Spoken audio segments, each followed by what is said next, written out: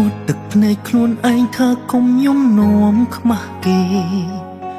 តែបេះដូងថោកទៀតនៅតែលក់មុខព្រោះស្រីគ្រប់ពេលដែលគេក្បត់ស្បត់ហើយថារៀងលោកស្រីតែចិត្តស្មងចង់រៃអភ័យឲ្យគេ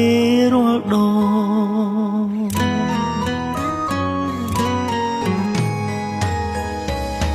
មិនបន្ទោសគេទេដែលធ្វើជាមនុស្សសាវាតែខឹងខ្លួនឯងថាមិនដេចឈឺមិនចេញចាំផង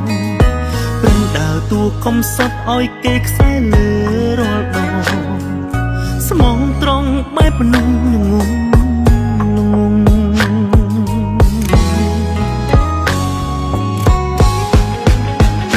គេជាមនុស្សបែបណាយើងក៏ដឹងមិនដេចនៅប្រឹងភ្លីភ្លើដល់ថ្នាក់នឹងស្មោះគេខ្លាំង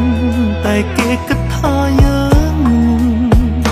ថោកទាបម្លឹងមិនដេចយើងឈឺមិនរៀងគេជាមនុស្សបែបណាយើងក៏ដឹងមិនដេចមិនចាំដូចក្បាលទាត្រូវទឹកភ្លៀងឈឺល្មមបានហើយបេះដូងឯងគួររៀងឬឈឺទៀងទៅញៀនឈឺលែងចង់ឈប់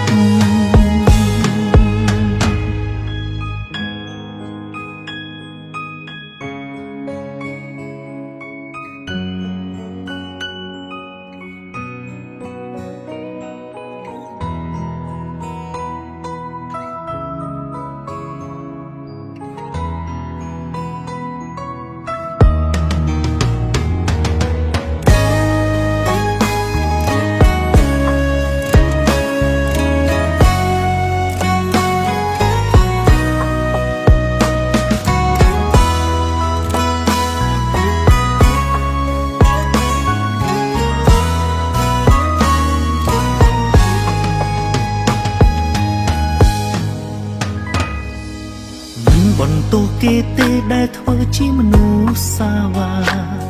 តែខឹងខ្លួនឯងថាមិនដេចឈឺមិនចេញចាំផង